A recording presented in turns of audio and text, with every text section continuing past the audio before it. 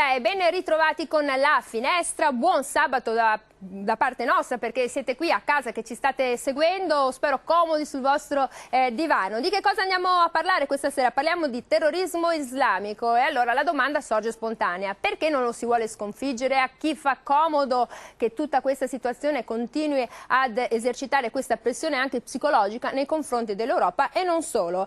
Abbiamo il piacere di ospitare in studio con noi, spero di dirlo in maniera corretta, Niang Boubkar. L'ho detto giusto? Bene, buonasera. Lei della CGIL di Padova, benvenuto.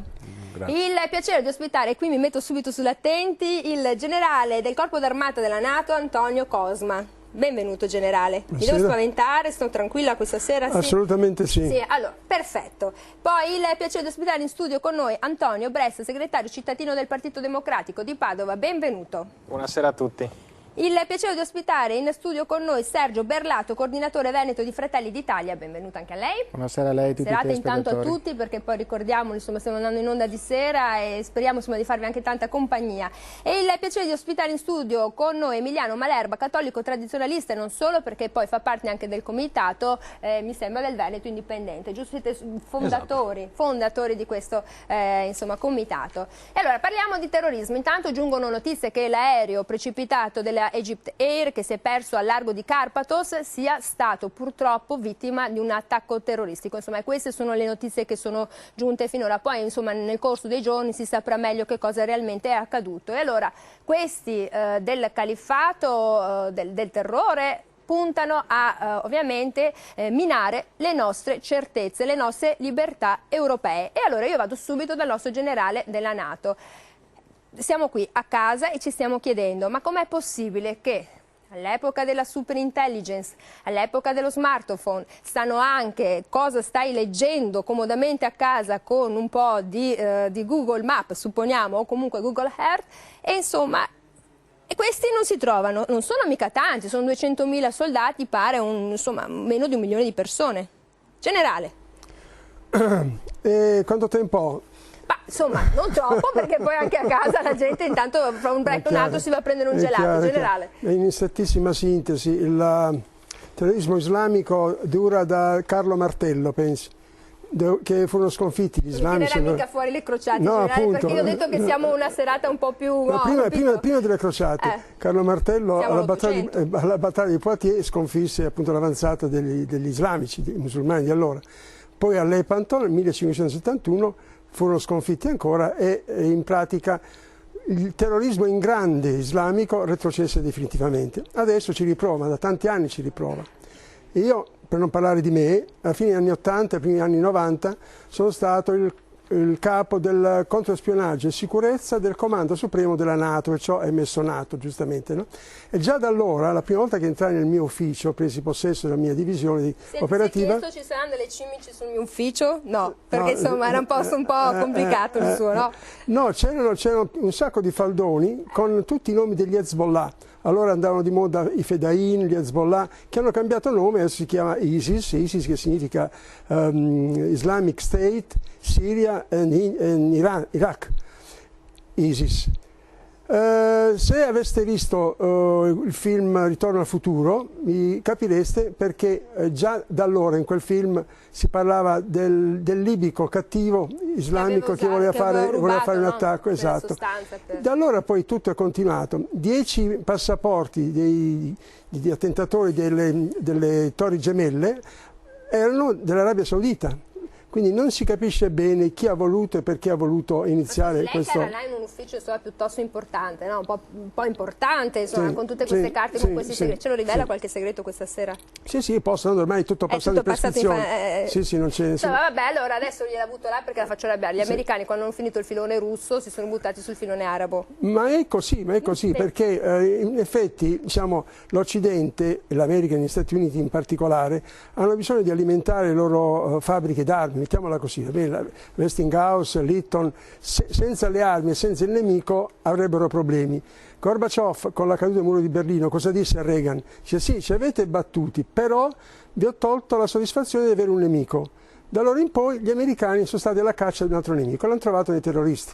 Poi si penserà alla Cina in un secondo tempo, ma per il momento lavoriamo con i terroristi. Allora, no, fra un po' anticiperemo, come sempre, prima della pubblicità per creare suspense, qualche novità, poco forse piacevole a questo punto. Certo. Berlato, l'ISIS sta perdendo terreno, ovviamente, si parla del 45% della perdita dei possedimenti dello Stato islamico nell'Iraq e in Siria tra il 16 e il 20%. Allora, mentre perde terreno e quindi perde forza, acquista invece forza e strategia del terrore in Europa, perché sono queste cellule impazzite. Può essere chiunque, una persona che sta andando al supermercato, uno che attende un treno, come abbiamo visto, chi prende la metropolitana, insomma minano le nostre certezze. Berlato. Ma che gli americani siano nemici dell'ISIS è tutto da dimostrare, considerando che la stessa Hillary Clinton ha detto chiaramente l'ISIS l'abbiamo creato noi, l'abbiamo finanziato noi.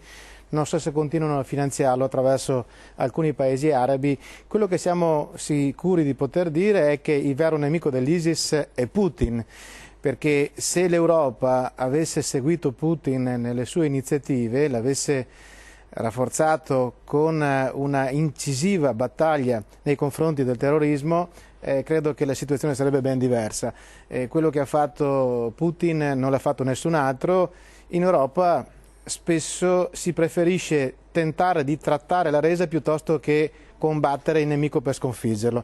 Quindi su questa faccenda qua ci hanno creato uno stereotipo dove gli americani sono quelli che sono i guardiani del mondo.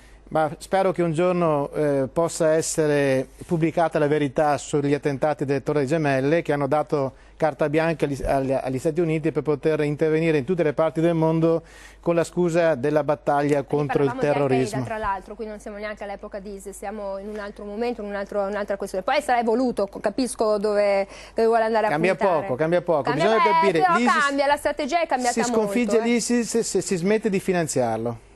E i finanziamenti, come vediamo, arrivano da gran parte del mondo occidentale, per bene, ma non solo. Dovremmo cercarlo in Turchia, dovremmo cercarlo in Arabia Saudita. Abbiamo appena stretto l'accordo noi europei perché si tengano un po' controllata questa rotta balcanica in cambio di tante altre cose, insomma un passaporto più facilitato, visti e quant'altro. Bressa, allora noi stiamo vedendo queste immagini, tra l'altro rispetto al Al-Qaeda l'ISIS ha utilizzato proprio anche un linguaggio diverso, quasi televisivo, cinematografico, creando pathos, creando queste terribili esecuzioni che spaventano perché penetrano nella mente e negli occhi rimangono.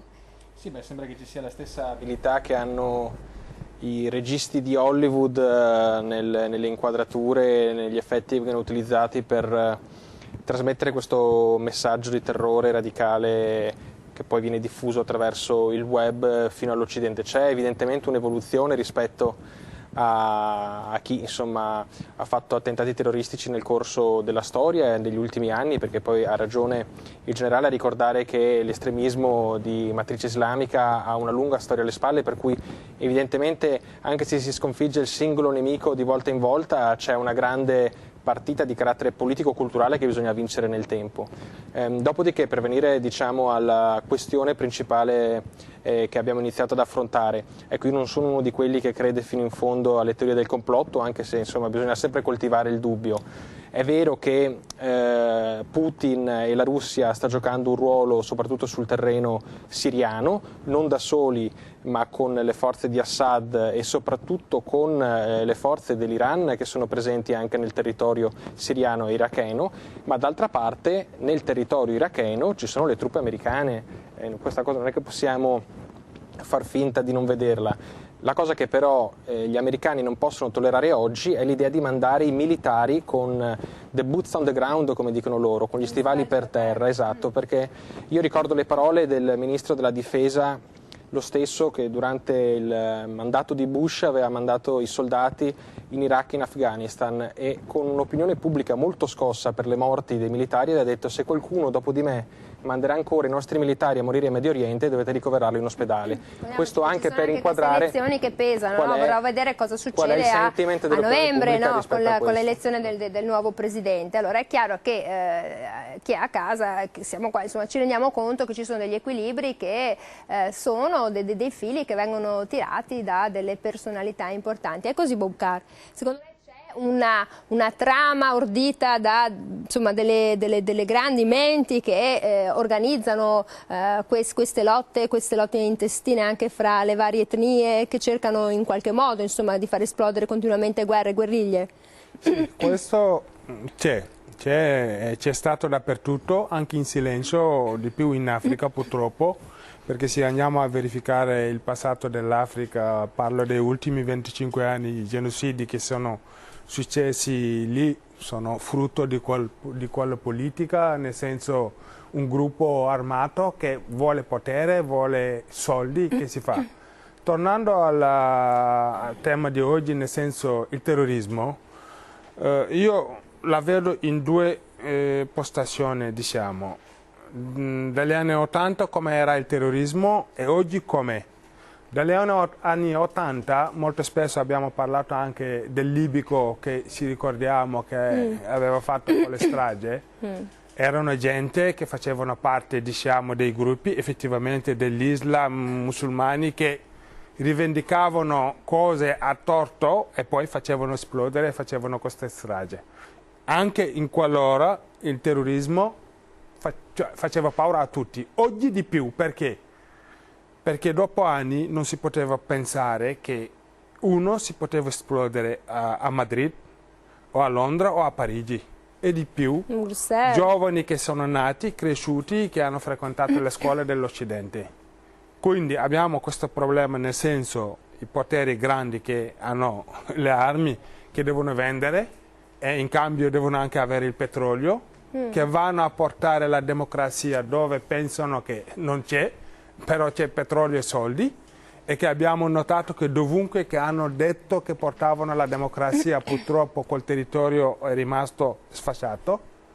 E poi abbiamo un altro problema, nel senso i giovani che sono nati in Europa, cresciuti qua, che hanno avuto un'infanzia difficile, che sono cresciuti in uno stato di disagio così grave, che dopo trovano alternativa. Cioè, sta parlando adesso andiamo in pubblicità, sta parlando delle seconde e terze generazioni, sì. Ma avevamo già avuto qualche sentore con le balene francesi, qualcosa insomma si stava muovendo. Questa integrazione, forse il modello di integrazione europeo in questi tutti i paesi non ha funzionato proprio benissimo. Comunque mi è venuto in mente che già chi volava non può non dimenticarsi di Ustica, quindi noi col terrorismo ci siamo purtroppo confrontati spesso, vuoi per che è comunque abbiamo avuto quello nostro, ma anche perché abbiamo avuto gravissimi fatti di cronaca, e ce lo ricordiamo tutti quanti, il volo dei TG, mi sembra, di Ustica, insomma è esploso in volo fra un cacciapresumo americano. Lei qualche cartina ce l'ha, qualche cartina ce l'ha, e mi pare un aereo libico dove forse ci fosse pure Gheddafi a bordo. A dopo la pubblicità.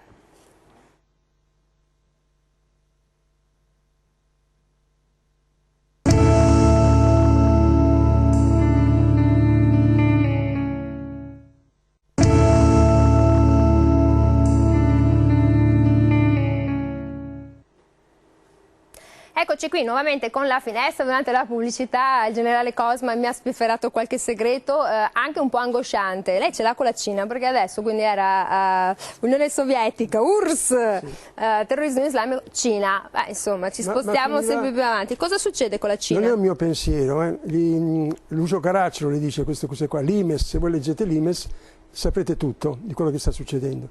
In realtà la Russia sta facendo gli stessi errori che ha fatto durante la guerra fredda, ha perso la guerra fredda e adesso pensate che l'America, gli Stati Uniti hanno schierato i missili in Polonia, in Bulgaria, in Romania in configurazione anti-iraniana, una specie di scudo stellare che batté poi Gorbaciov da parte di Reagan, va bene? In funzione anti-Iran, non anti-Russia. Pensate un po', mentre i russi sono pronti a combattere nel Baltico, tant'è che la sesta flotta americana è stata schierata lungo le coste libiche, nessuno lo dice perché pare brutto, come dicono a Napoli, dirlo, queste robe qua, ma molte navi della sesta flotta i sommergibili anche, stanno intercettando le conversazioni dei pseudoterroristi nostri, e 4 sommergibili italiani, quindi c'è un'azione informatica e di controllo molto molto molto capillare, per far sì che, come dice appunto il signor Bressa, che non si metta the boots on the ground, perché il timore dalla parte delle democrazie occidentali è dover vedere tanti militari tornare nelle bare col bianco, rosso e verde sopra. E poi, esatto, poi sembra che tutti stiano lì a guardare cosa fa uno, cosa fa l'altro. Esatto. C'è forse un po' più di petrolio, un po' più di materie prime, sarebbero tutti con lo stivale, con la galoscia da pescatore. Sicuramente, sicuramente. Sì. Allora, Emiliano Malerba, intanto il cognome è bellissimo, mi fa venire in mente l'astronauta, ma non è parente, vero? No, vabbè. anche sul vocabolario, ma non è proprio. Vabbè, insomma. Però allora è chiaro, qui è un fallimento di integrazione, è un fallimento dell'intelligence europea, di alcune intelligence europee, non possiamo dire di tutte, è un fallimento insomma della nostra società europea che vuole portare ed esportare la democrazia quando ha difficoltà a mantenerla nel proprio paese. Ma parlare di un fallimento nostro, oddio, è abbastanza, come dire, scontato. Possiamo dire che è un successo di quelli che sono i movimenti islamici, perché effettivamente i loro giovani vengono qua, o a volte sempre più spesso nascono qua. Lo stesso Jihadi John, che era il miglior vicino di casa che uno potesse pensare di avere, studiano qua, acquisiscono le nostre nozioni, la nostra cultura, inteso come cultura se si parla di cose tecniche, non certo come cultura in senso umanistico. Dopodiché vanno a fare questi addestramenti e ritornano, oppure combattono non si sa dove, diciamo avendo il lato come dire, costruttivo di entrambe le culture, costruttivo nell'ottica della guerra, quindi si fa fatica anche a distinguere quale che possa essere l'immigrato cresciuto nel disagio, mi riallaccio alle parole di prima, perché di sicuro non sono quelli che nascono adesso, visto che lo Stato italiano, comunque anche spesso in osservanza alle direttive europee, li sovvenziona, li tutela oltre ogni misura, quindi si fa, ecco, bisognerebbe capire di cosa stiamo parlando prima di ma non è che siamo noi europei che siamo troppo così buoni, che comunque, come dice lei, abbiamo una cultura dell'accoglienza, perché mi viene in mente che all'aeroporto di Zaventem, siamo a Bruxelles, ci lavorano all'aeroporto 50 diciamo simpatizzanti dell'ISIS. Ora, o siamo troppo buoni, e io mi preoccuperei se dovessi partire da quell'aeroporto, perché avere 50 simpatizzanti, li so che sono lì, sono dipendenti dell'aeroporto, insomma mi verrebbe un attimo un coccolone a prendere un aereo. Cioè, ricordiamoci della lattina di una nota bibita messa su un altro aereo che è esploso in volo, probabilmente, non lo so, metto le mani avanti, forse è successo qualcos'altro anche con l'altro aereo. Io la condivido, poi però magari faccio un passo successivo e mi domando se per caso all'aeroporto di Verona o di Venezia insomma possa esserci qualcosa di simile. Però visto che abbiamo qua il rappresentante del Partito Democratico, un loro eletto in Parlamento, nominato in lista, quindi dopo passato in Parlamento, era membro, sembra, dei Fratelli Musulmani, anche se parla di un'esperienza giovanile. Di chi è? Parli di chi è? Ciao Chi, mi pare, adesso io con le pronunce non c'è. Un deputato del Partito Democratico che sta facendo una grande lotta nel nostro paese come a livello internazionale contro il terrorismo, contro l'integralismo islamico. Anzi, credo che il fatto che ci sia una persona con quelle origini che costruisce tutti i giorni col suo impegno politico democrazia nel nostro paese possa essere il miglior messaggio anche nei confronti di chi ha l'onere di integrarsi nel nostro paese, per cui insomma credo che questa argomentazione trovi pochi fondamenti. Poi se in giovane età abbia appartenuto ai Fratelli Musulmani, questo non lo so sinceramente, ma penso che le persone devono essere valutate per quello che fanno tutti i giorni, non per questi retroscena che sinceramente nessuno insomma ha mai conosciuto. Cioè, quindi lei sta dicendo avete una serpe in seno, berlato? No, assolutamente, non era in questi termini, quindi ponevo la domanda. Sulla questione degli aeroporti e sulla questione del fatto che ci siano simpatizzanti dell'ISIS. In Belgio abbiamo visto qualche falla nel sistema, evidentemente ce l'hanno, e poi c'è un problema che probabilmente è anche molto più diffuso, così come è per la Francia.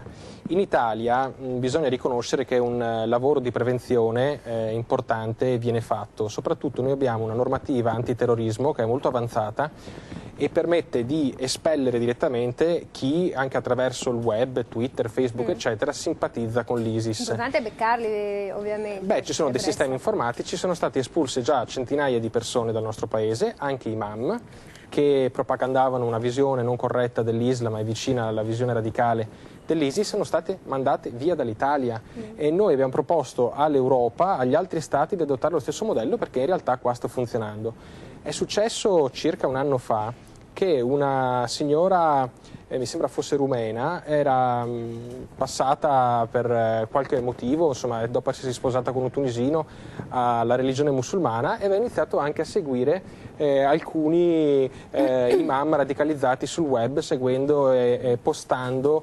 qualcosa in favore dell'ISIS. Beh, cos'è successo? Che con la normativa italiana, quella persona tornata dalle vacanze, che era andata in Tunisia, al porto di Genova è stata presa ed è stata espulsa dall'Italia per direttissima. Lei cosa ha fatto? Dopo essere stata espulsa è tornata in Romania, è rientrata poi riavvicinandosi all'Italia, e è andata in Austria. In Austria non hanno riconosciuto le stesse ragioni per cui l'Italia l'aveva buttata fuori, diciamo così, e addirittura adesso in Austria si vede anche riconosciute tutta una serie di politico, magari, esatto, di asilo e di servizi dello Stato. Questo per dire che sicuramente nel nostro paese ci sono dei problemi, non è che nessuno lo vuole negare, però non è neanche vero che siamo il ventre molle, perché questa legislazione funziona. Sì, funziona, non so, delle volte tanto lavoro, un po' di fortuna, perché ci vuole anche un po' di fortuna, questo è chiaro. Allora, Berlato, si parlava prima del sistema di integrazione che è fallito, c'è tutto poi il problema della sicurezza, della videosorveglianza, e mi viene in mente che c'è stata tutta la polemica della videosorveglianza all'interno delle moschee ultimamente. Guardi, intanto farsi belli del fatto che alcune decine di islamici sono stati espulsi dall'Italia e dire che per questo il governo sta lavorando bene, basti pensare a quante migliaia ogni giorno arrivano, e quindi ne puntiamo fuori 10 e ne importiamo 1000. Questa è la politica del governo Renzi. Io non voglio generalizzare, comunque dico semplicemente che non è vero che tutti gli islamici sono terroristi, però è altrettanto vero che tutti i terroristi sono islamici, e questo deve farci riflettere per quanto riguarda le politiche anche di integrazione. Non è che ha sbagliato l'Europa con le politiche di integrazione, questi non si vogliono integrare, non hanno nessuna intenzione di venire a integrarsi. Sto parlando dell'estremismo islamico, non dell'Islam in generale. Ci sono tantissime persone che hanno ovviamente appartenenza islamica e che sono delle bravissime persone, però di Londra, è altrettanto vero che la dimostrazione che abbiamo è che questi soggetti, parlo dell'integralismo islamico, sono soggetti che non hanno nessuna intenzione di integrarsi e che arrivano con il preciso intento di sottomettersi a quello che dicono loro chiaramente, lo dico chiaramente. Allora, sulla base di questo dobbiamo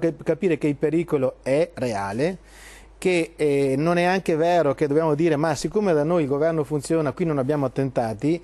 Sarebbero stupidi ad andare a fare attentati a quella che è la porta d'ingresso in Europa, quindi si guardano bene ad andare... Questo è un po' il ragionamento che si fa, però volevo dire, Berlato, che l'Europol e l'Interpol, allora dice, dal caos Libia pare che dovrebbero arrivare circa 800.000 migranti. Allora l'Europol e l'Interpol, in un rapporto che hanno stilato, hanno detto attenzione perché c'è il problema dell'infiltrazione jihadista. Quindi quello che lei sta dicendo è quello che dice l'Interpol e l'Europol, quindi insomma due vertici della sicurezza europea. Ma è così, ma tutti i dati ci confermano che questa è la verità, quindi è chiaro che adesso non fanno gli attentati per il momento qui in Italia, perché serve loro l'Italia per riuscire ad avere un approdo facile. Dopodiché, del resto, basta dire chiaramente, allora, la questione sta in questi termini.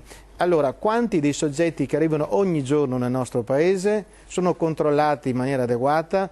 Se ne conosce la provenienza e se ne conosce le generalità? Nessuno, quasi nessuno. Ma che dai, quasi nessuno. Prova ne sia che sappiamo che molti di coloro che hanno fatto anche gli attentati anche a Parigi e non solo, sono passati anche di qua, sono passati per l'Italia. Ce ne sono alcuni che stiamo mantenendo ancora noi, perché sappiamo perfettamente che le politiche di integrazione come vengono intese dal governo Renzi sono politiche miranti a gestire un grandissimo affare, che è quello dei flussi migratori, dentro i quali ci sono tantissimi soggetti pericolosi. Allora, siccome c'è il grande affare della gestione delle risorse, del resto 35-37 euro al giorno da dare alle cooperative più o meno rosse per gestire tutti gli immigrati, questo non hanno nessuna intenzione di bloccare i flussi migratori, perché più gente arriva, più soldi prendono le cooperative.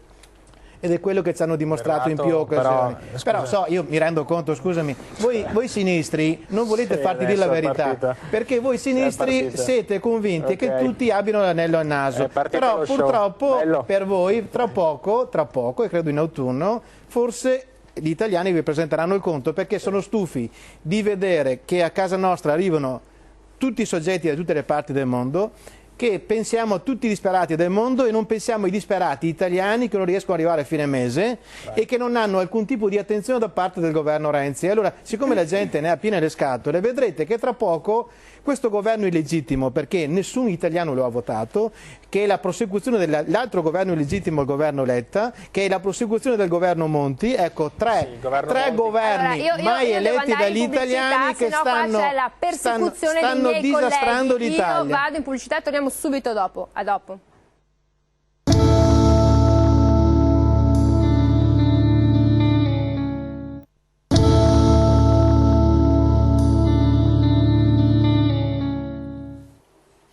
Eccoci qui nuovamente, buon sabato sera, ve lo ripeto, siamo ormai verso un orario in cui ci stiamo rilassando. Lei mica tanto Bressa, qualcosa da ridire a Berlato? No, beh, capisco che questo racconto che fa Berlato è utile per provare a raccimolare qualche voto, però le persone che si informano sanno che le cose non stanno così e si ricordano bene che quando al governo non c'era il Partito Democratico ma c'era Maroni come ministro dell'interno e le forze di centrodestra che lo sostenevano, non si davano 35 euro al giorno alle cooperative, ma addirittura se ne davano 45.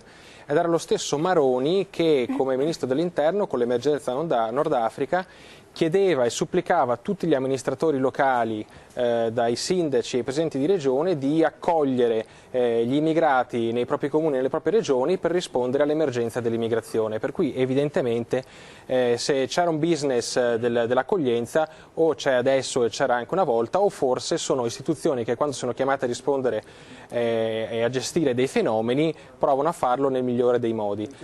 Dopodiché sì, una serie di cose ovviamente vengono raccontate per provare ad alimentare quella paura che serve a provare ad aumentare un po' di consenso, per cui si dice che chi arriva in Italia non si sa chi sia, sono terroristi. Allora, le persone che arrivano in Italia sono tutte fotosegnalate.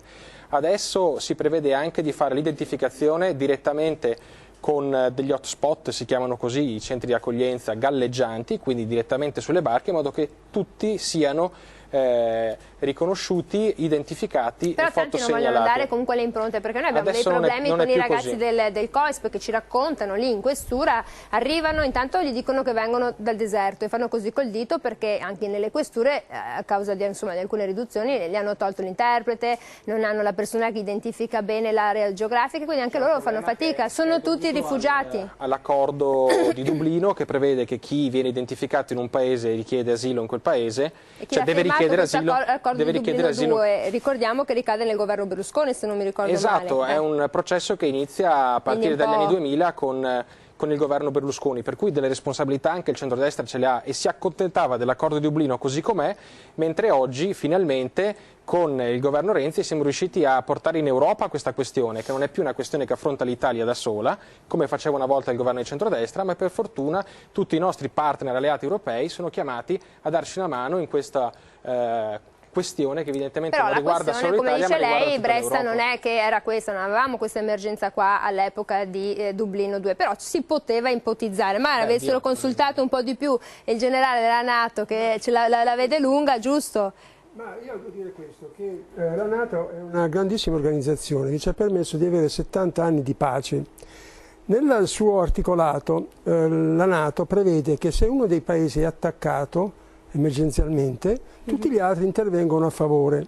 Si poteva, se vogliamo, in qualche maniera far sì che la NATO già anni fa, dopo la caduta del muro di Berlino, intervenisse in maniera anche razionale e costringesse anche l'Europa a far corpo unico contro questo nemico, perché di un nemico si tratta, dobbiamo dirlo. Sia Berlato che Bressa dicono due cose complementari tra di loro, ha ragione uno e ragione l'altro, ha torto uno e ha torto l'altro. L'organizzazione dell'accoglienza è stata sbagliata all'inizio, perché se ricordiamo, anche il bravo Renzi, bravo che sia o cattivo che sia, non ha preso in mano la situazione subito, l'ha lasciata decadere perché si rendeva conto che era una materia pericolosa, l'ha lasciata fare ai prefetti, al ministro degli interni, quel povero figlio di Alfano che non sa manco allacciarsi le scarpe, secondo me con buona pace dei problemi dei poliziotti, dei carabinieri tra l'altro, no? A cui va il nostro ricordo e il nostro veramente plauso. perché lavorare in questa maniera, come dicevi tu, con il dito puntato perché... Sì, loro ci raccontano quando vengono qua che il povero carabiniere, il povero poliziotto, che non è che ha fatto studi di geopolitica oppure di geopolitica, fa quello che può. E allora bisognava prendere in mano subito la situazione, non è stato fatto, per cui la situazione è stata persa di mano. Ma il Belgio, che è il Belgio, Molenbeek, se voi siete stati a Bruxelles, è un quartiere, ci ho vissuto 3 anni da quelle parti lì, era il quartiere degli italiani, pensate, quando gli italiani mandarono per lavorare nelle miniere, abitavano a Molenbeek, erano tutti italiani.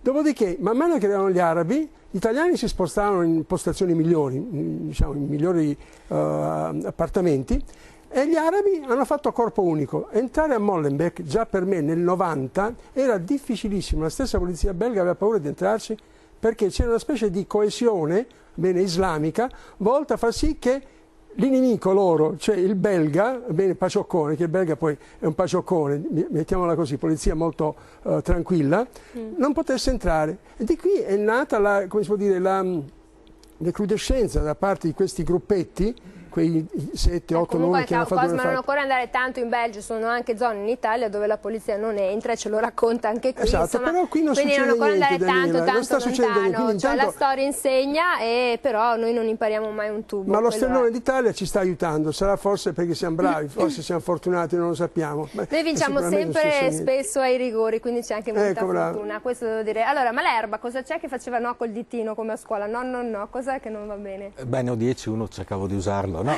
quello che mi lasciava un po' perplesso era il fatto che quando Maroni era ministro dell'interno, il Partito Democratico e tutta la sinistra in genere protestavano per i respingimenti, minacciavano, non so se qualcuno l'abbia fatto veramente, denunce alle associazioni o alle istituzioni internazionali.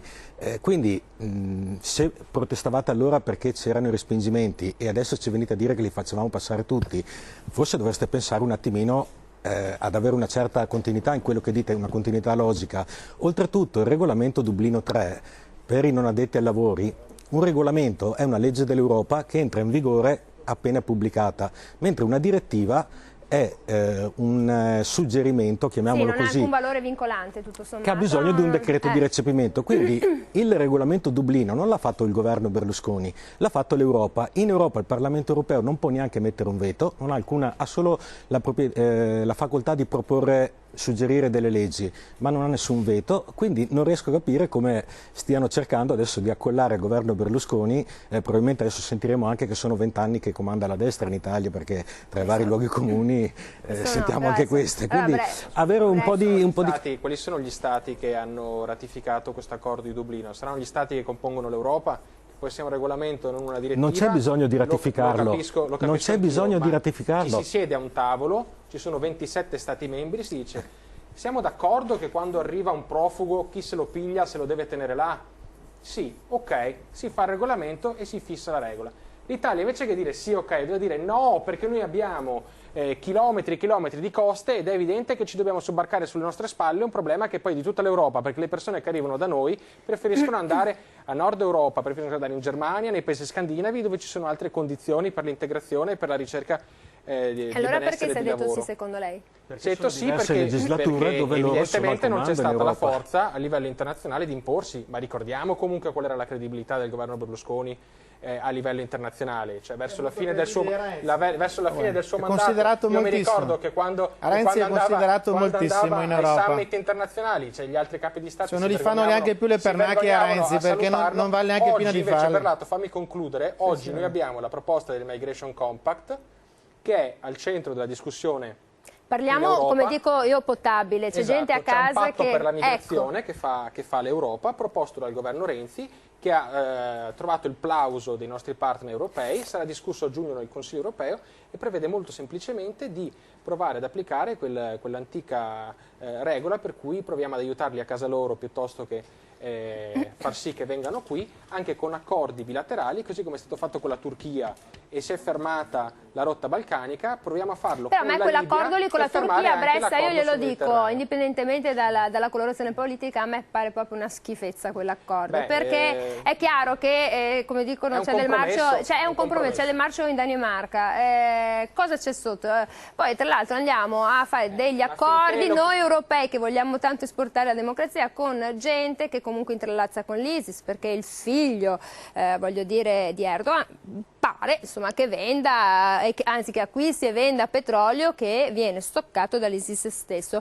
Allora io volevo sentire Niang Boubacar, giusto perché poi non voglio sbagliare il cognome. Boubacar. Un giocatore di calcio, mi sembra. Ma io che non mastico il linguaggio sportivo calcistico, per me è difficile. Senta, allora abbiamo sentito, cioè, poi questa paura non solo nel fatto che possano arrivare queste 800.000 persone, perché dove le mettiamo, ma che ci siano anche queste infiltrazioni jihadiste e c'è chi dice alcuni partiti cavalcano l'onda, perché dicono arrivano i terroristi, arrivano questi estremisti islamici. Cos'è l'Islam? Allora, prima si posso di rispondere alla domanda cos'è l'Islam.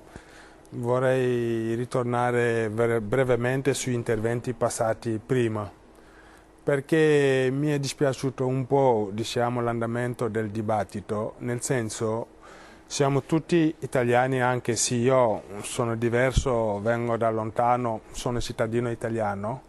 Siamo di fronte a un tema così importante che fa terrore e paura a tutti noi. Parlare per il bene dell'Italia vuol dire cercare di convergere almeno su quei punti e di parlarne intellettualmente, non perché è colpa mia, colpa tua, perché purtroppo vediamo che non affrontiamo mai i problemi in Italia, perché lo si butta sempre sul dosso a chi ha governato e chi non ha governato. Perché dico questo? Perché quando c'è stato il governo Berlusconi sono stati problemi uguali di oggi che Renzi è al potere, uguali. Dobbiamo arrivare a un momento dove il problema è di fronte a noi e noi ci mettiamo insieme per dire facciamo il bene dell'Italia e affrontiamolo per il bene dell'Italia, perché quando sento dire uno che attacca perché non ci vogliono integrare, invece che un governo serio, un paese serio che ha avuto problemi di natalità, che ha dovuto aprire ai flussi purché i giovani arrivassero per pagare chi è in pensione, per fare una rigenerazione di questo paese, si vede discriminata da un governo di sinistra che mi fa la turco-napolitano con i CTP, da un governo di destra che mi fa la Bossi-Fini, che oggi che abbiamo i problemi dei voucher, abbiamo i problemi dei 46 tipi di contratti, quando un immigrato perde il posto di lavoro perde anche il permesso e anche alla famiglia, e la famiglia perde anche il permesso. Li fanno lavorare con i voucher, non sono riconosciuti per rinnovare il permesso. Deve accettare qualsiasi contratto o stipendio pur di lavorare. Questo abbassa il livello anche del lavoratore italiano. Torno sul tema per dire che tutto quello sono problemi connessi allo stesso problema che ci porta che oggi abbiamo i giovani cresciuti, nati qua, che si fanno esplodere perché non sanno, sono carni. Quindi è colpa sono comunque pesce. dell'Italia, che non ha dell'Europa, saputo, che non vuole fare una politica di integrazione, che non vuole fare una politica per il bene e il futuro dei giovani. Allora noi ci fermiamo, perché questa è un'affermazione che insomma ci lascia un po' con così non ho ancora risposto, lo so, però noi andiamo andiamo. Allora, è colpa dell'Europa, insomma, il concetto è se si fanno esplodere è colpa nostra, dell'Europa, dell'Italia, della Germania, della Francia. Così, non però, mettermi... torniamo dopo, Italiani che non si fanno esplodere solamente perché stanno tentando di guadagnarsi da vivere onestamente.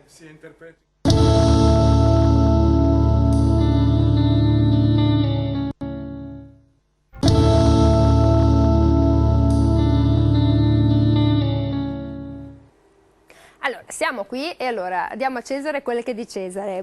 Boubacar, allora, il concetto è non abbiamo fatto una corretta politica dell'integrazione, quindi non diamo delle corrette opportunità e insomma è più facile seguire la cattiva via piuttosto che la via buona, insomma, un po' come succede anche, siamo sinceri, con la mafia Sud Italia, forse è più facile fare il delinquente, rubare un motorino, anzi non so, si scooter adesso, e che fare del male che fare del bene, un po' così. non c'è opportunità e quindi insomma al male si va più facilmente? Sì, ma brevemente per chiudere col capitolo e rispondere sull'Islam, nel senso, questi problemi qua non ci danno un futuro sereno, perché all'inizio ho detto che 25 anni fa non si poteva pensare che un giovane nato, cresciuto qua si fa esplodere. Vuol dire che nella politica che si fa c'è qualcosa di sbagliato, vogliamo riconoscerlo e cercare di cambiare. A me penso che deve essere la strada. C'è la politica che chi fa armi deve venderlo, portano alla democrazia e la guerra, e quindi questo è un altro fenomeno. Nei posti dove c'è il petrolio, un altro problema. La politica lascia andare, perché così facciamo la guerra tra poveri, si baruffiamo tra di noi e loro vanno su. Questi sono i problemi che ho voluto, diciamo, tradurre per dire che siamo arrivati al momento dove ci sono problemi e temi che quando lo affrontiamo ognuno di noi deve togliersi il vestito che ha e parlare dell'Italia. Okay. Perché l'Islam non riconosce quegli atti criminali che ci stanno facendo. Io sono musulmano praticante. Per loro, come lo sto praticando la religione musulmana, infedele. Infatti, quindi si fanno, diciamo, passare per chi è l'Islam, ma non sono musulmani, quindi anche quello sì, perché poi ricordiamolo che l'ISIS ha ucciso un sacco di musulmani nei paesi ovviamente dove è riuscito a conquistare territori. Allora adesso voglio dire, Berlato, io credo che lei voglia dire qualcosa, perché l'ho vista. No, volevo solo dire che noi affrontiamo il problema dalla parte sbagliata, perché se noi affrontiamo il problema dell'immigrazione quando questi disperati, alcuni no, perché voglio ricordare che neanche 1 su 4 sono rifugiati politici oppure scappano dalle guerre, ma sono soggetti che vengono qua per ben altre ragioni.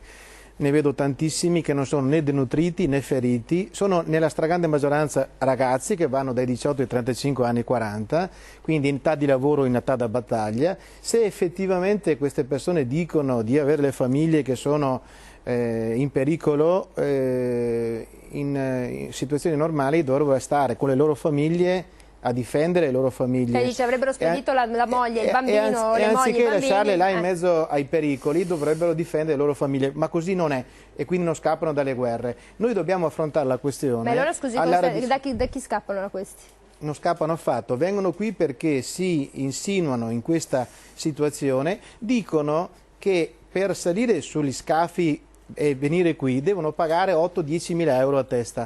Dove li vanno a prendere questi soldi se con 10 mila euro in Africa vivono per 30 anni con tutta la famiglia e tutta la tribù? Il problema sta diversamente. Allora, noi dobbiamo fare in modo da impedire che queste persone partano dai luoghi di origine, in tutti i modi, per fare in modo da riuscire a creare nelle coste dell'Africa delle aree dove tentare di capire chi è rifugiato politico, chi scappa dalle guerre e chi non scappa, dopodiché una volta, e qui avremmo già raggiunto il primo risultato, che è quello di impedire che una parte di questi muoiano in mezzo al mare. Primo risultato importantissimo. Secondo risultato, quelli che vengono identificati come rifugiati politici o che scappano dalle guerre, diciamo 100.000, bene, questi 100.000, per fare un numero a caso, divisi per 28 e vengono mandati in parti uguali in tutti i paesi dell'Unione Europea. Se l'Unione Europea viene fatta... Invece il problema sta, prima Bassa faceva delle lucubrazioni anche usando qualche inglesismo, in realtà non sa che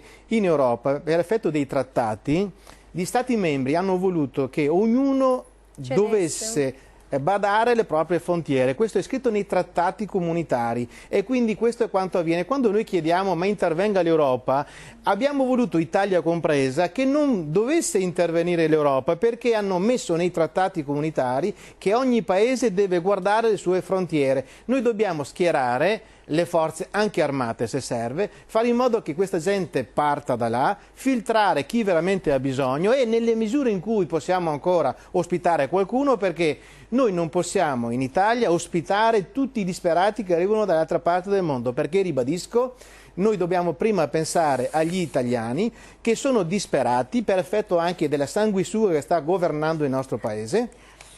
dobbiamo pensare ai nostri italiani e dopo che avremo sistemato i nostri italiani garantendo loro una vita dignitosa, potremmo, se avanza qualcosa, anche pensare ad altri Però disperati. adesso la battuta lei me la toglie dalla bocca, si sa che nel passato la sanguisuga veniva messa quando una persona stava morendo, quindi dava ancora un po' di vita, adesso a parte la battuta, insomma. Mi è usata per abbassare la pressione. Allora, quindi era anche fonte di gran vita e di salvezza. Erano molto basse però.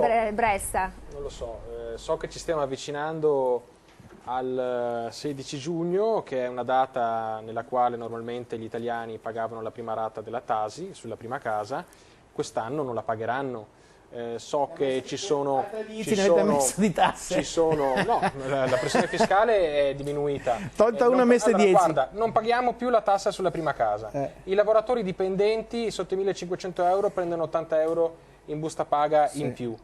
Ci sono una serie di agevolazioni fiscali a beneficio delle aziende che investono. Hai uno sgravio contributivo e fiscale per chi assume dei giovani e abbiamo avuto un boom di assunzioni. Se non vi crede più nessuno, sono i dati di oggi, per quanto riguarda i dati del lavoro, abbiamo finito i voucher, il Job Act è stata una bufala, Capisco che c'è la vergogna di aver partecipato a una stagione politica, c'è la vergogna di aver partecipato a una stagione politica che è quella che ci ha portato nel 2011 ad avere 530 punti di spread e il paese sull'orlo del collasso come era la Grecia, perché questa è la realtà. Però guardate che della Germania per riuscire ha ragione lui, e io e tu e lui e mia nonna se avesse avuto la ruota era una carriola. Rispetto a questi temi sono d'accordo con lui, perché dovremmo trovare, come dire, quel senso di unità nazionale rispetto a delle minacce che riguardano tutti noi.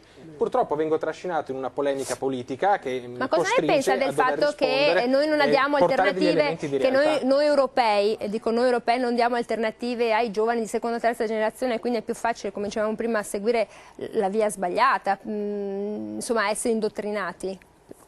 È quello che ci ha detto insomma un po' adesso il nostro ospite Niang.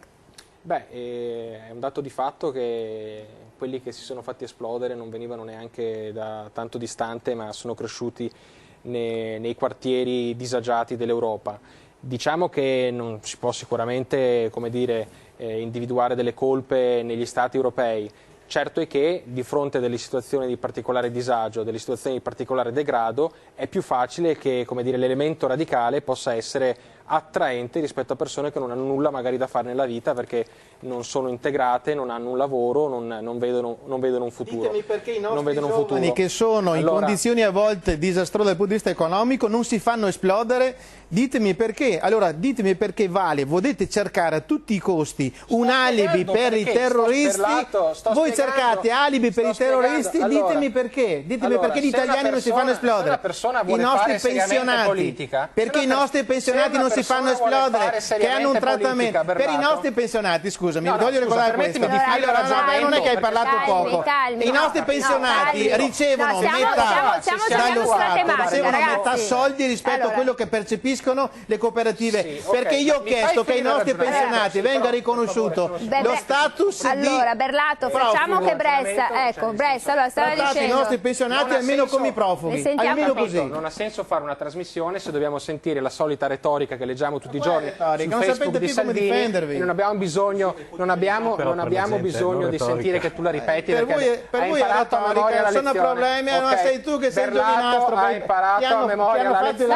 Allora, voglio uscire da questa impasse. Io dico che chi fa politica seriamente, piuttosto che rivomitare tutti i giorni gli stessi slogan, dovrebbe provare a interrogarsi su quali sono i fenomeni che portano poi a queste situazioni spiacevoli cioè il fallimento di alcune per trovare azioni. Delle soluzioni, perché per me chi fa politica non è che tanto deve lucrare sulla paura per ottenere un consenso, deve provare a mettere in campo delle soluzioni per risolverli i problemi. Quali sono le soluzioni? Allora, per esempio guarda, prendo il tema della gestione dei profughi. Allora, noi abbiamo visto qual è l'approccio che stanno avendo i sindaci politicamente vicini a Berlato. Loro non accettano la presenza dei profughi, non contribuiscono in nessun modo a trovare delle soluzioni. Perché pensiamo prima ai nostri connazionali. E fanno sì che prima pensiamo ai nostri connazionali. Sì, però se non è possibile parlare, che si trovino in assembramenti di persone come la Prandina, che sono solo il frutto del fatto che i sindaci non vogliono prendersi in carico di trovare delle soluzioni per l'accoglienza diffusa, che eviterebbe di creare dei ghetti. Questo cosa vuol dire? Che c'è una parte politica che preferisce che i problemi esplodano per poterli cavalcare, per poter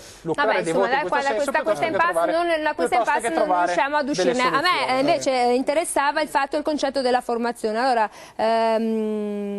Malerba, le colpe sono nostre, o siamo stati troppo buoni e siamo stati anche troppo incapaci, perché come ci diceva il nostro ospite, non solo abbiamo creato delle seconde, delle terze, forse delle quarte generazioni che a un certo punto, non avendo opportunità lavorative, di istruzione, seguono più facilmente insomma, il lato meno bello, diciamo, della società, quindi è più facile delinquere, è più facile essere indottrinati. È così secondo lei? Cioè ci sono delle colpe nostre? Io non riesco a capire perché alla fine dei giochi debba essere sempre colpa nostra. I veneti, quando sono andati in giro per il mondo, hanno portato del benessere in zone dove magari questo grosso benessere non c'era. Adesso dopo averli serviti e riveriti, perché di fatto questo è quello che sta succedendo, dopo che si parla di crisi di natalità, sapendo bene cosa costa allevare un figlio e sapendo bene quanto meno costa se si è immigrati, perché tra sovvenzioni, case e tutto il resto, che dobbiamo anche prenderci la colpa, mi lascia un po' perplesso. Non si vuole essere estremisti, però citando una frase del film Full Metal Jacket, dove diceva se scappano sono Viet Cong, se non scappano sono Viet Cong molto ben addestrati. Effettivamente i terroristi non è che fossero questi gran delinquenti da zone di borgata, per dirla all'italiana, ma più che altro erano persone integrate. Quindi forse bisogna guardare il problema a monte, cerchiamo un po' di equilibrio. Visto che abbiamo qua un rappresentante della comunità musulmana o comunque un appartenente, perché non apriamo una bella cattedrale alla Mecca? Vabbè, questa è la solita, questa è una provocazione. Non è una provocazione, insomma, ci sono le moschee a Roma, iniziamo a equilibrare le cose. Quando si va sullo stesso lì... Vabbè, adesso abbiamo tirato in mezzo a 5 minuti dal Vaticano. Sabato sera. No, lo facciamo dentro. No, ma questo è democrazia dell'Occidente. In Arabia? Allora, la democrazia mi impone di mandare la pubblicità. Torniamo subito dopo. Rimanete lì incollati al vostro comodo divano.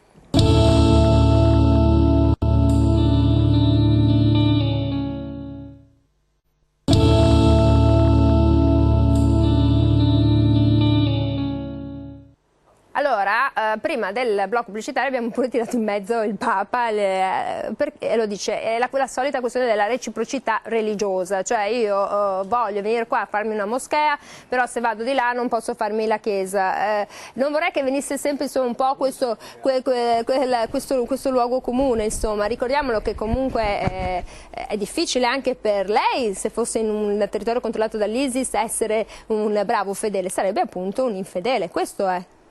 Proprio così, per quello a me dispiace tanto che noi che siamo contro chi ci fa terrore non riusciamo a metterci d'accordo e essere un blocco, perché riescono facilmente se noi siamo divisi, perché loro sono uniti, pochi ma uniti, e sanno cosa vogliono, cioè fare terrore, fare sangue, fare crimine. Noi che dobbiamo dare risposte e cercare di tutelarci, chi fa politica, chi dà un'opinione, chi contribuisce nel suo modo, siamo divisi perché ci diamo la colpa. Allora, io dico, c'è questo problema qua oggi in Occidente. Questo non vuol dire che io che sono musulmano mi devono togliere la moschea, che non posso pregare, non posso predicare. Io sono il primo a dire, da musulmano, si serve mettere telecamere in moschea, perché ma mi pare che si vada in quella direzione, no? Ci sia proprio la bisogna predicare in italiano? Bisogna farlo, siamo in Francia, bisogna predicare in Francia, ma tutto quello non vuol dire che qualcuno mi deve dare lezione per dirmi devi fare questo o devi copiare da me, perché io do l'esempio del paese da dove vengo io vengo dal Senegal, 12 milioni di abitanti, 95% di musulmani, 3% di cristiani, 2% di ortodossi. Cristiani copti cosa sono? Cristiani cattolici? Così? Sì, okay. Ma ci sono le chiese dappertutto, le moschee dappertutto. È un paese dove non c'è mai stato un problema. È un paese dove 2 mesi fa, in televisione, ho visto, dopo la preghiera del venerdì, un prete predicare ai musulmani.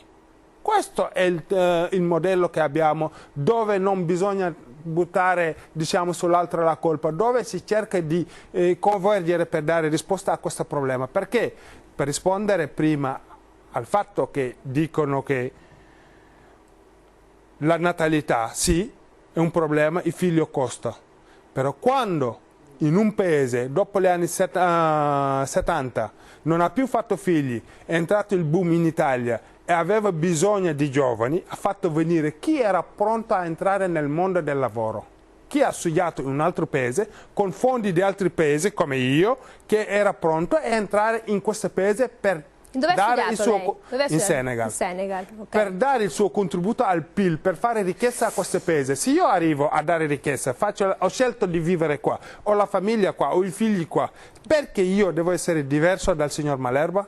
Perché io non posso godere delle stesse sussidi che il governo Berlusconi ha fatto per comprare il pannolino, perché bonus bebè, e che l'italiano che lavora di fianco a me aveva il diritto di averlo. Io solo perché non ho la cittadinanza pago l'IRPEF, pago le tasse, pago anche benzina al sindaco, mi dicono sei immigrato non te le diamo. Questi sono problemi che ci portano a arrivare a avere generazioni che crescono qua, ma che non ci riconoscono in questo paese. È un problema, sì, bisogna affrontarlo, perché se vogliamo che domani i figli vanno d'accordo, cominciamo noi a metterci d'accordo. Allora. Quello che è successo a Sentiamo Molenbeek, che quello che diceva lei, quello di prima. Senta, è chiaro, qui è difficile trovare una soluzione perché ci sono comunque voglio dire, correnti molto contrastanti. Cosma, che cosa si può fare, che cosa si deve fare? Allora, sti stivali nella sabbia non ce li vuole mettere nessuno, però intanto comunque viviamo noi qui nel terrore con l'ansia di prendere un treno, di recarci anche, penso, qui alla Basilica di Sant'Antonio, che era stata indicata come uno dei luoghi pericolosi, piuttosto che al ghetto di Venezia. C'è sempre una pattuglia di militari con il loro bravo arma da fuoco, con una camionetta che dà quella percepita sicurezza dei passanti ai pellegrini. È poco in realtà, però meglio di niente. Se, come dicono, in Francia anche a Charles de Gaulle non c'è più nessun controllo, stranamente, bene, questo è un altro discorso. Ma parlando dei militari, no? Perché già sono mesi che si parla di 5.000 soldati da mandare in Libia per far sì che si possano fermare questa invasione cosiddetta. Non la e poi da chi li mandiamo? Dal colonnello o dal governo riconosciuto? Esatto, perché sono anche quattro là governi, i francesi dicono una cosa, i russi un'altra, gli americani un'altra. Sono le cabile, insomma in realtà tutto si può fare ma tutto non si può fare, perché l'argomento è così spinoso e così disarticolato che le soluzioni sono tantissime, per cui non si riesce a fare sintesi di soluzioni. Io sono convinto che, e lo sta succedendo, che americani, francesi, inglesi e italiani già stanno comunque infiltrando delle truppe speciali. I Navy SEAL americani ci sono già, i Marines inglesi, francesi e anche i nostri, cioè col Moschin e il Consubim, che sono le truppe speciali della Marina e dell'Esercito, sono già sul suolo libico per addestrare, per infiltrarsi, per cercare di capire da dove possono venire questi foreign fighters a metterci le bombe e a farti saltare per aria. Dicevo prima all'inizio, 4 sommergibili nostri sono fuori dalle coste libiche a cercare di intercettare queste conversazioni, quindi si sta facendo qualcosa. Insomma, questi 32 miliardi di spesa per la difesa, insomma, si stanno mettendo in opera, perché noi spendiamo ogni anno, ricordiamo, il 3,1, quasi, insomma, 3% del nostro PIL. Sono tanti ma d'altro canto si può fare diversamente, Daniela. C'è necessità di sicurezza, e la sicurezza la garantisci solo con il poliziotto di prossimità nelle varie città, ammesso che ci sia ancora, no? O con il poliziotto locale che ti fa la multa e basta.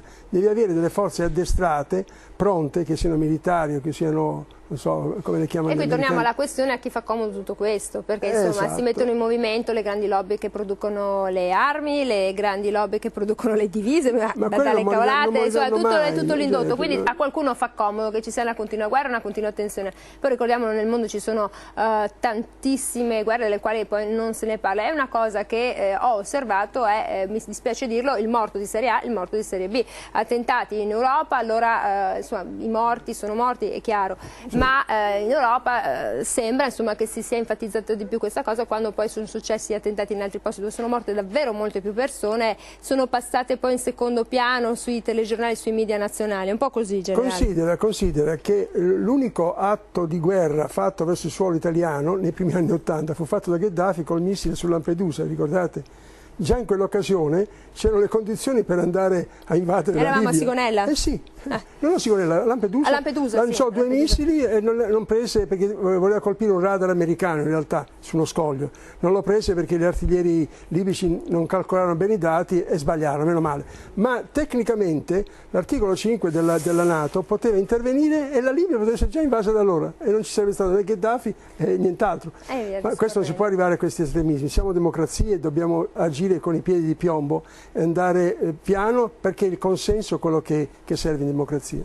Allora, il consenso serve in democrazia, poi sempre lì torniamo, Antonio Bressa, serve molto consenso, serve anche l'appoggio dei cittadini che però insomma si chiedono, come dico sempre, a chi serve questa guerra, perché poi c'è tutto il petrolio, c'è tutto il furto anche delle opere d'arte, insomma ci sono tante, il gas dove vogliamo dimenticarlo, ci sono tante questioni che tornano all'interno appunto dello stesso meccanismo. Bressa, certo, a qualcuno fa comodo e noi vogliamo sapere a chi.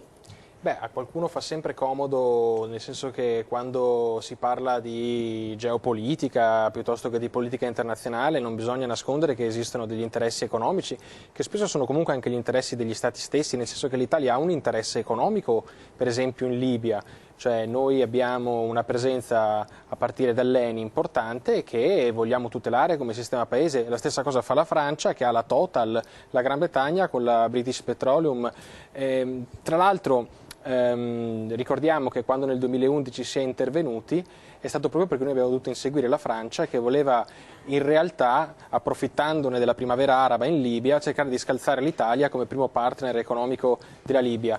Le stesse guerre che abbiamo fatto nascere a inizio degli anni 2000 in Afghanistan e poi soprattutto in Iraq, abbiamo visto poi col senno di poi che erano basate su prove false, perché lì l'amministrazione americana aveva tutta l'intenzione di alimentare una guerra che poi avrebbe alimentato al tempo stesso tutto l'indotto di produzione di armi, e sappiamo quanto i lobbisti delle armi avevano finanziato Bush nella campagna elettorale e forse in qualche modo gli ha restituito il favore in quell'occasione. Insomma, noi andiamo in pubblicità con l'amaro in bocca, perché alla fine contano soltanto i soldi, purtroppo, anche davanti alle persone che stanno morendo, alle guerre e a tutto quanto.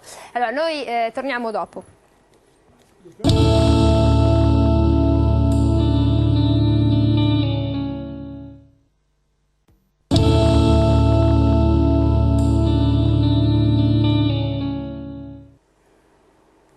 Eccoci qui nuovamente in onda.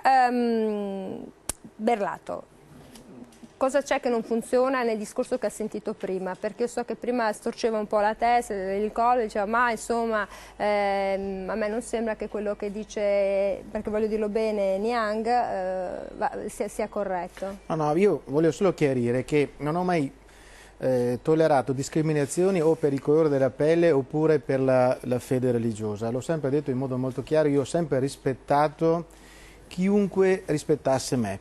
È importante pensare, guardi, io ad esempio ho presentato e fatto approvare in Consiglio regionale una mozione per fare in modo che venisse esposto stabilmente il crocifisso nella sede del Consiglio regionale, nell'aula consigliare. Perché l'ho fatto?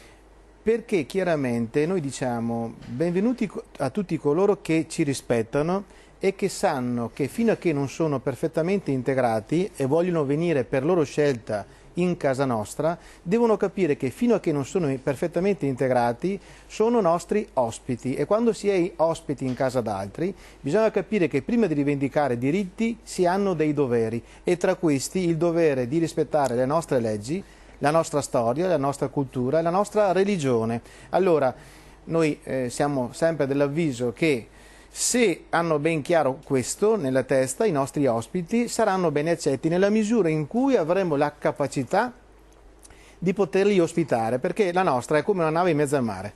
Se noi vogliamo salvare un po' di naufraghi, 100, 200, 1000, a seconda grandezza della nostra nave e noi tentiamo di salvarli, ma se su questa nave vogliono salire 10 milioni di naufraghi, affonda la nave e con essa anche coloro che volevano salvare i naufraghi. Allora noi diciamo chiaramente, noi come Italia in particolar modo credo che abbiamo già dato, vogliamo garantire piena integrazione a coloro che legalmente sono nel nostro territorio, che ci vengono, quindi conosco tante brave persone che hanno il colore della pelle diverso dalla mia, hanno una fede religiosa diversa dalla mia, però devono capire che sono venuti in Italia, non siamo in un'altra parte del mondo.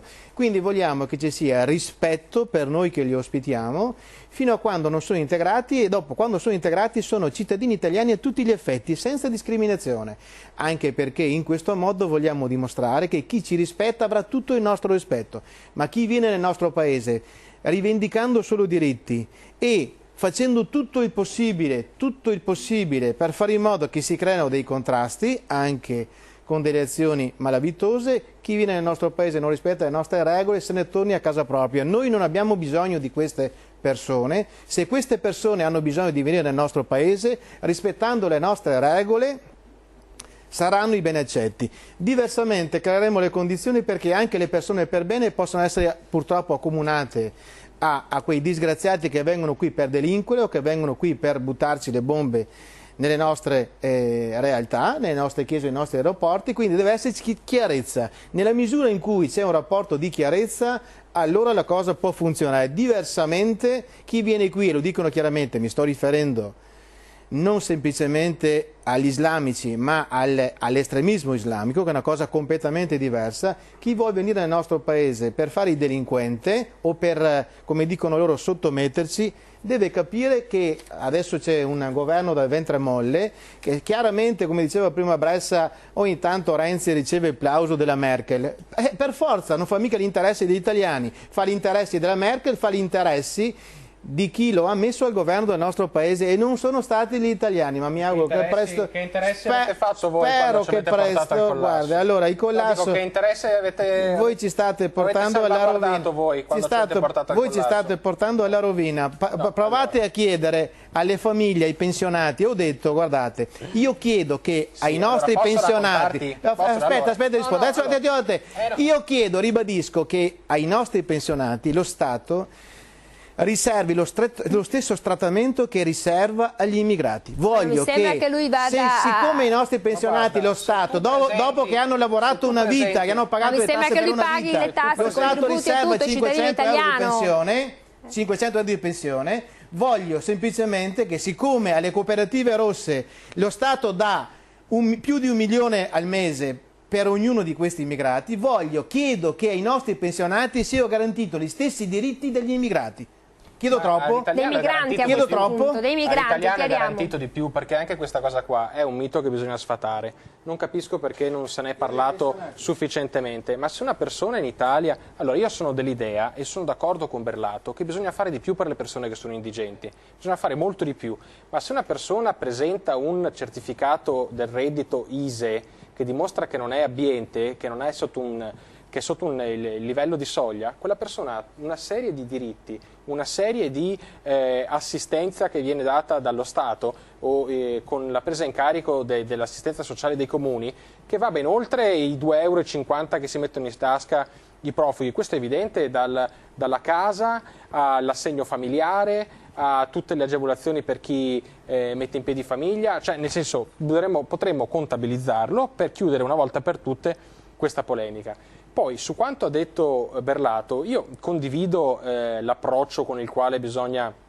richiedere a chi viene in questo paese che, se vuole vedersi riconosciuto dei diritti, deve anche rispettare i doveri. Questa è una cosa sacrosanta ed elementare. Infatti, se ci sono una serie di norme che vanno proprio in questa direzione, è perché si condivide questo approccio. Ciò che non mi va bene è l'idea che si voglia far credere che ci sia questa invasione che sta di matrice islamica, poi così fa ancora più paura, che sta giungendo verso l'Italia. Intanto i dati ci dicono che il trend di arrivi è in diminuzione. Dopodiché, questo è abbastanza evidente, nel 2014 170.000, 2015 150.000 e oggi siamo un 20% in meno rispetto all'anno scorso. Ci sono i tedeschi che ci dicono Guardate ragazzi che finché non arrivano 300.000 stranieri non dovete neanche porvi il problema, perché noi l'anno scorso ne abbiamo preso 1 milione, cioè nel senso le proporzioni poi negli paesi che fanno l'accoglienza sono ben diverse. Un po' la Merkel ci ha rimesso le penne poi c'è una questione, ne abbiamo ancora pochi, Bressa, ne abbiamo ancora pochi. Di percezione,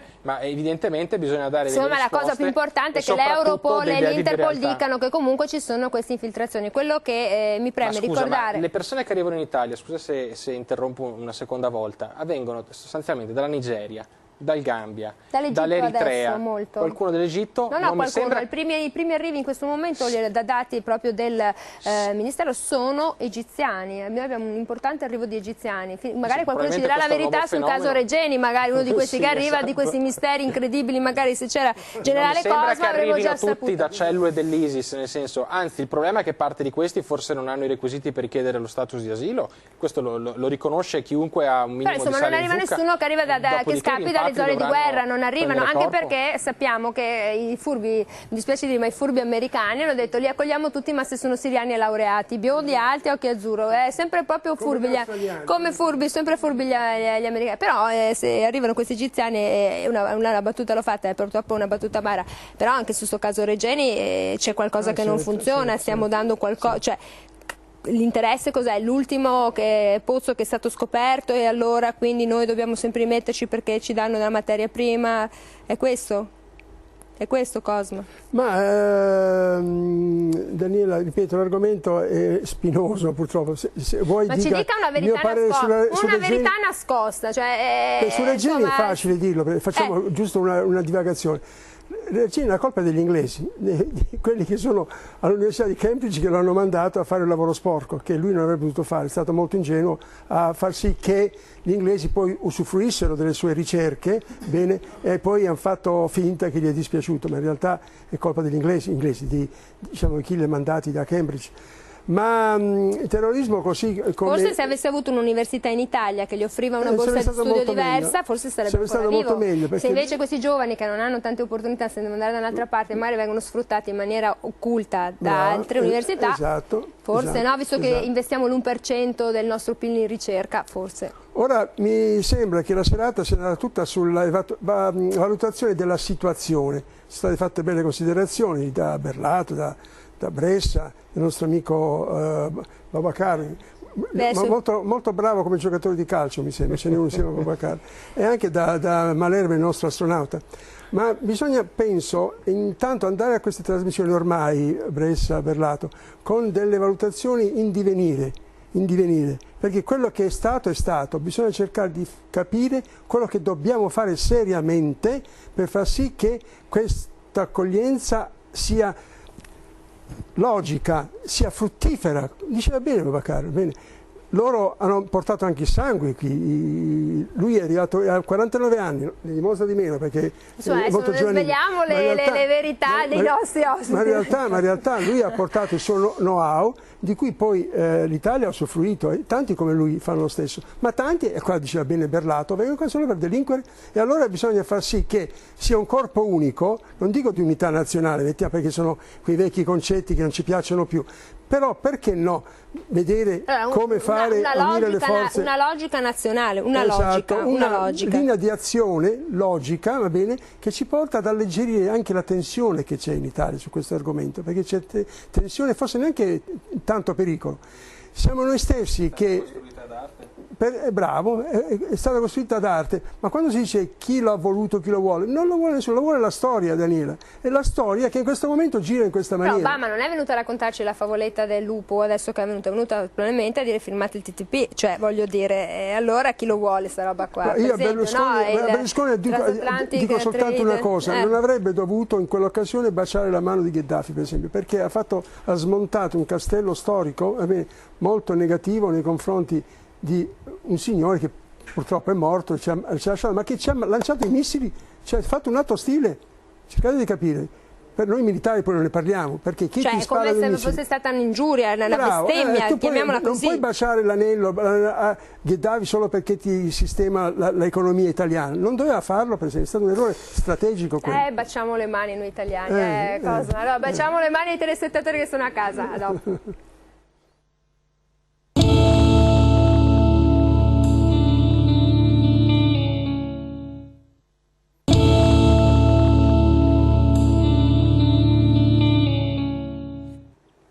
Eccoci qui nuovamente con la finestra, ormai stiamo entrando quindi verso questa parte finale della nostra trasmissione. Boubacar, spero di aver detto giusto stavolta, voleva intervenire perché? Sì, volevo cercare di fare un po' di chiarimento sui vari interventi, nel senso, oggi i profughi arrivano, i rifugiati arrivano, qualsiasi governo che in Italia, di destra e di sinistra, farebbe la stessa cosa che sta facendo questo governo qua. Perché? Perché lo stanno facendo basandoci su una legge fatta nel 1951 a Ginevra, dove tutti i paesi dell'Occidente l'hanno ratificato, che piace che non piace. E quella legge è stata ribadita nell'84 a New York. Quindi vuol dire che arriva uno, devi metterlo su un posto, dargli da mangiare, identificarlo, vedere se lo Stato è accettato di rifugiato o no. Con l'arco di tempo bisogna mantenere quelle persone. Sono soldi spesi, sì, soldi dell'Europa, sì, è un problema, sì, ma bisogna anche dire le cose come sono, perché chi è a casa deve capire anche questo fenomeno per poter anche capire e accettare, diciamo, questa realtà e dare il suo contributo a affrontare questa emergenza. L'altro punto che vorrei anche tirare fuori per fare chiarimenti, sento dire sempre ai pensionati, i lavoratori nostri, sì, è un problema, sì, perché quando un pensionato va a casa con 600, con 500, con 700 è un problema, sì. Quando un giovane ha un contratto di Coco Pro a progetto è un problema, sì. Quando un giovane oggi lavora col voucher è un problema perché non ha i contributi, non ha la malattia, non ha niente, è un problema, sì. Perché? Perché da 20 anni abbiamo governi che non hanno dato risposta ai pensionati e ai lavoratori, di destra e di sinistra. Sì. Abbiamo avuto Ciudo, abbiamo avuto la legge Biagi, purtroppo che ha portato la precarizzazione nel lavoro.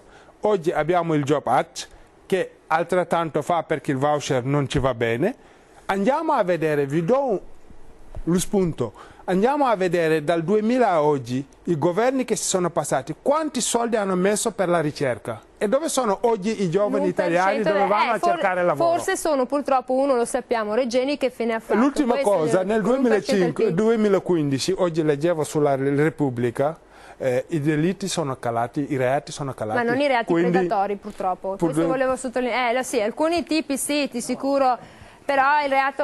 Vi do io dei dati, e la gente non è che siano calati i reati, la gente non li denuncia più perché sa perfettamente che non serve a niente denunciarli. Guardate i furti, il 97% dei furti che avvengono in Italia rimangono impuniti, il 97%. Oramai la gente che subisce dei furti o delle aggressioni non li denuncia più perché ritiene che sia inutile farlo. Io ritengo che sia importante in questa fase che capiamo, allora, fermo restando che facciamo netta distinzione tra le persone per bene che non si distinguono o dal colore della pelle o dalla fede religiosa, lo ribadisco per l'ennesima volta, noi abbiamo una situazione che oramai è drammatica. Allora, le decisioni che sono state prese a livello sia europeo che a livello internazionale, prese nel 70, nell'84, erano situazioni completamente diverse rispetto a queste.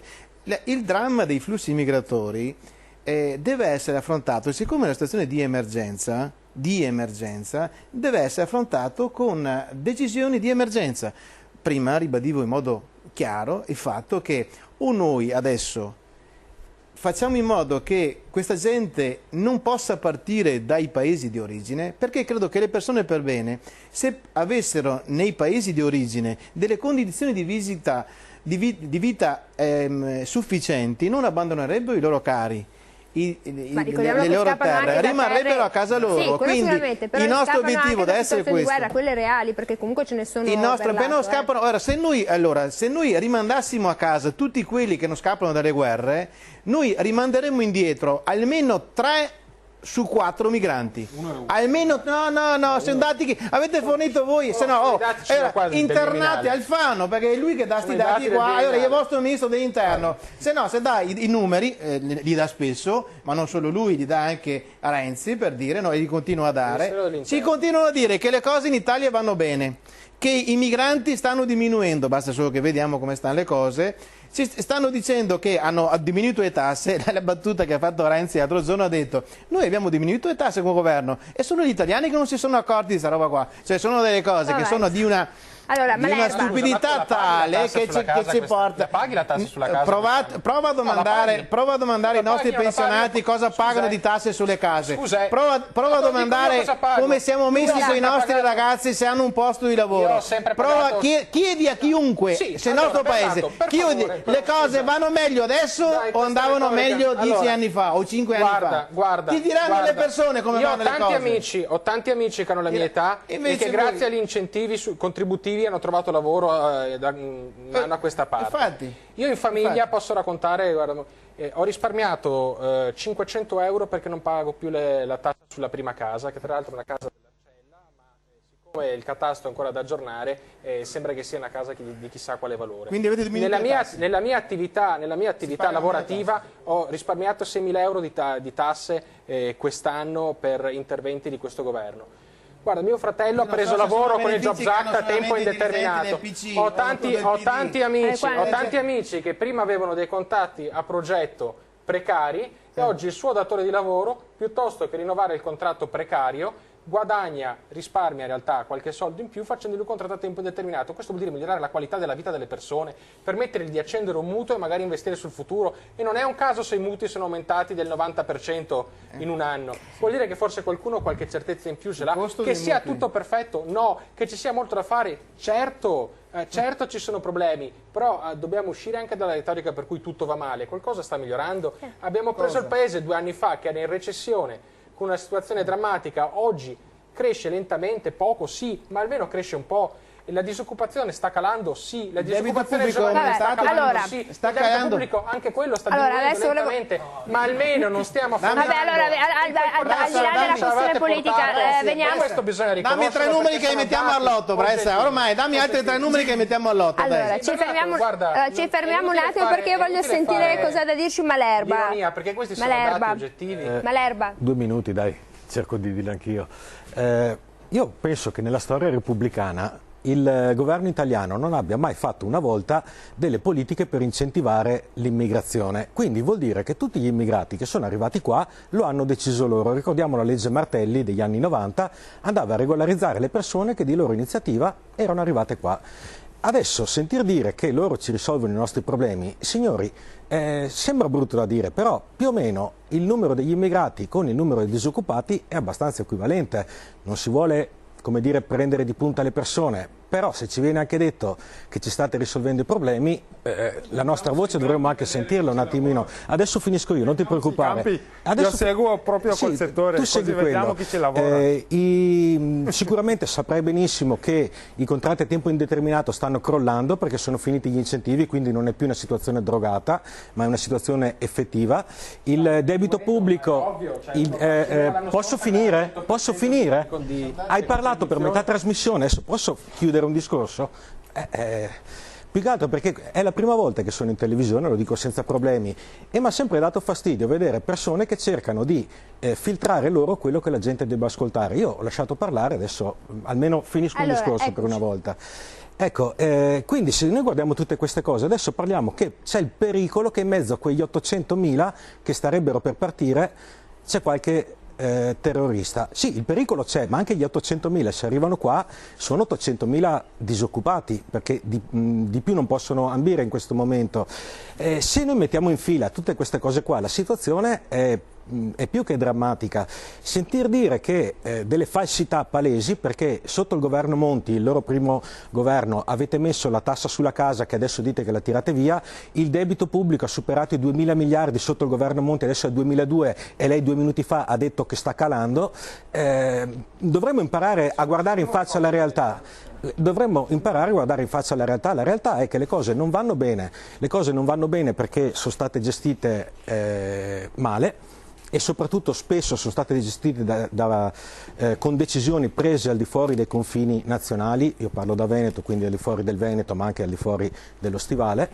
E arrivati a questo punto ci dobbiamo sentire appunto rinfacciare che ci state pagando le pensioni. Beh, noi siamo in grado di pagarcele, lasciateci lavorare a casa nostra, vedete che noi ci paghiamo tutto. Allora è chiaro che questa è una polemica lunghissima che meriterebbe un'intera trasmissione. Veramente.